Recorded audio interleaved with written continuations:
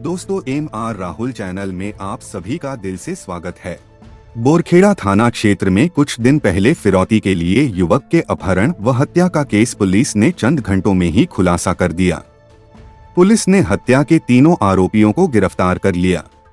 युवक के दोस्तों ने ही रुपयों के लिए उसका अपहरण कर शराब पिलाकर उसकी हत्या की थी।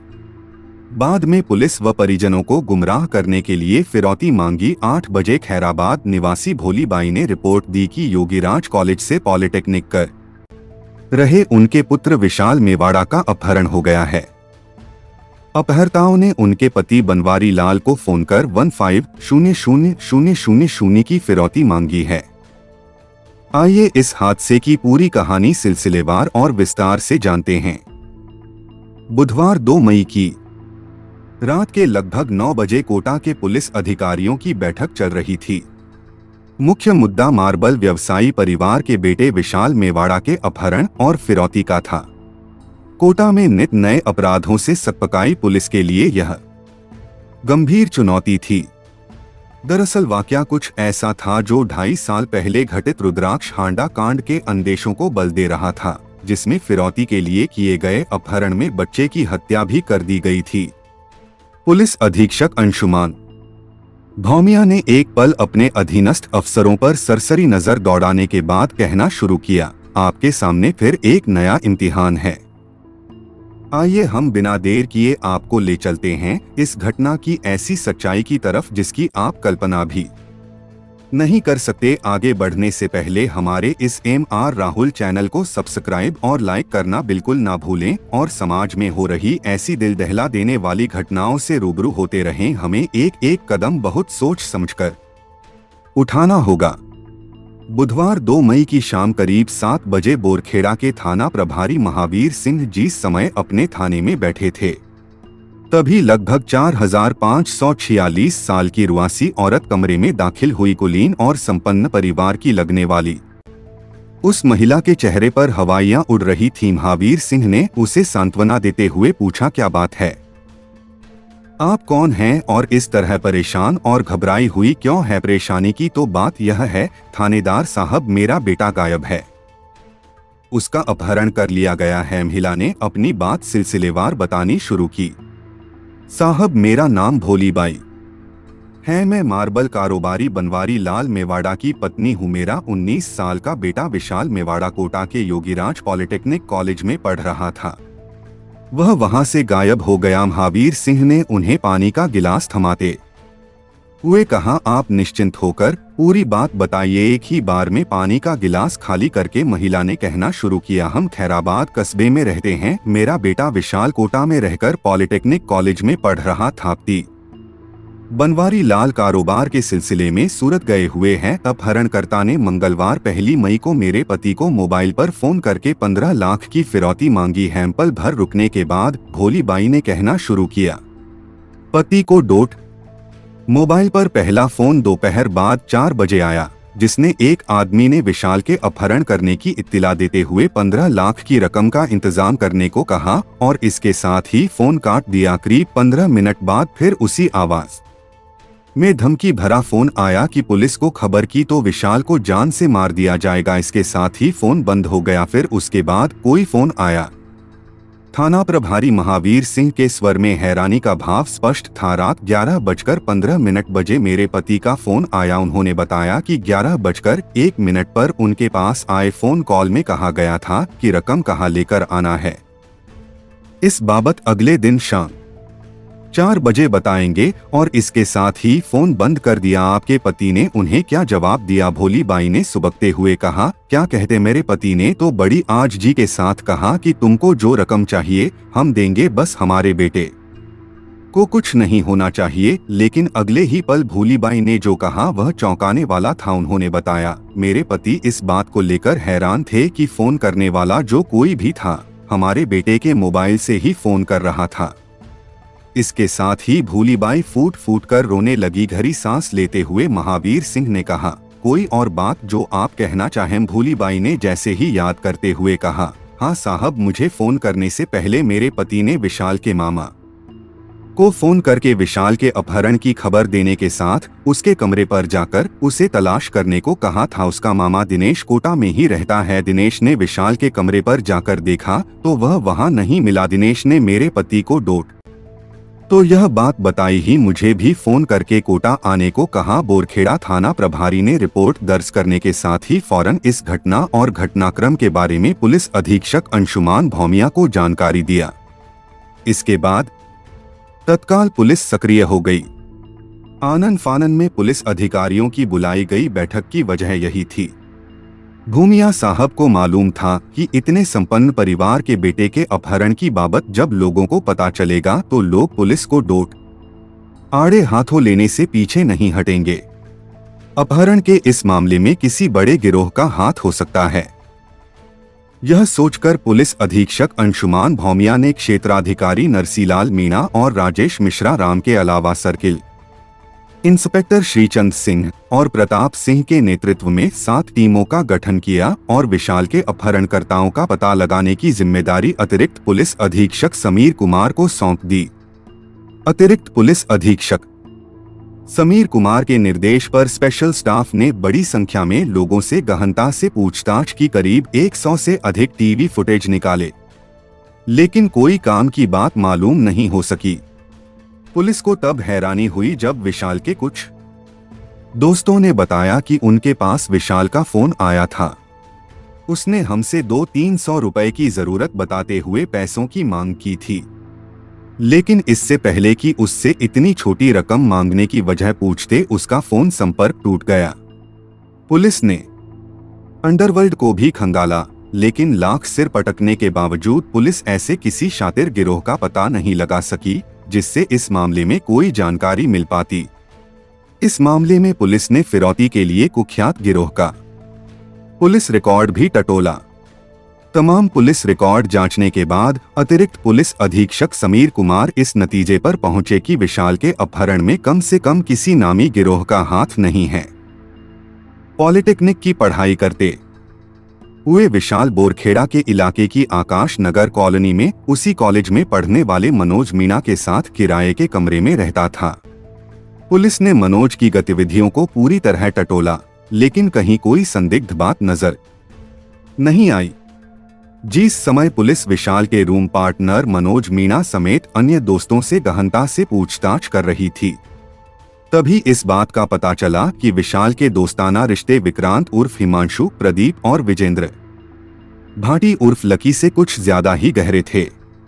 विशाल के मकान मालिक के मुताबिक इन तीनों लड़कों का विशाल के पास वक्त बेवक्त कुछ ज्यादा ही आना जाना था। यह सूचना मिलते ही पुलिस ने उन्हें पूछताछ के घेरे में ले लिया, लेकिन हर सवाल पर तीनों पुलिस को छकाते रहे। पुलिस को लगा भी कि कहीं यह उसका भ्रम तो नहीं।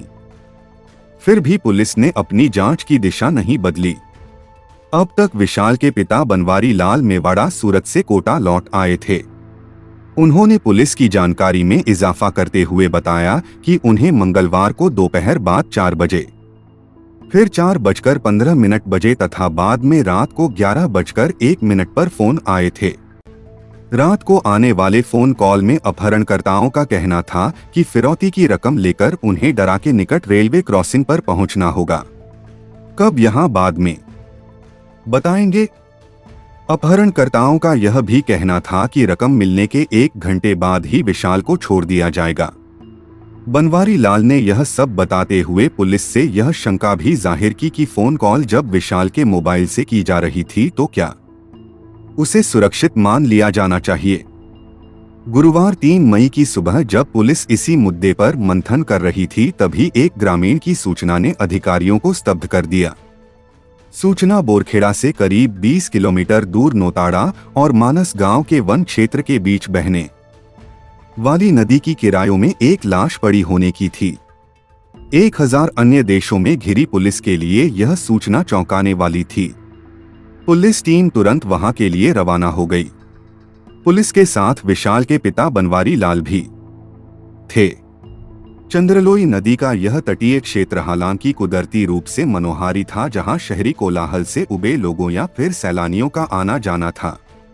क्षेत्राधिकारी राजेश मिश्र आम चंद्रलोई नदी की कराइयों के पास जीप रुकवाकर अपनी टीम के साथ नीचे उतर गए। तभी उनकी नजर 3-4 फुट ऊंची झाड़ियों की कतार की तरफ चली गई। वहां पर एक युवक औंधा पड़ा नजर आया। पुलिस के जवानों ने शव को सीधा किया तो बनवारी लाल वहीं पछाड़ खाकर गए। शव विशाल का ही था। उसका चेहरा कुचल दिया गया था। लाश नमक की परत में लिपटी हुई थी। राजेश मिश्र आम लाश पड़ी होने की स्थिति देखकर एक पल में ही भांप गए कि हत्या कहीं और की गई थी, लेकिन पुलिस को भटकाने के ये लाश को यहां लाकर फेंका गया होगा। विशाल की हत्या बहुत ही निर्ममता पूर्वक की गई थी। उसकी गर्दन किसी तेजधार हथियार से रेती गई थी। संघर्ष का कोई चिन्ह नहीं था। घटनास्थल की सारी औपचारिकताएं पूरी करने के बाद राजेश मिश्रा ने शव को पोस्टमार्टम के लिए भेज दिया। उसी दिन पोस्टमार्टम के बाद लाश मृतक के पिता को सौंप दी गई।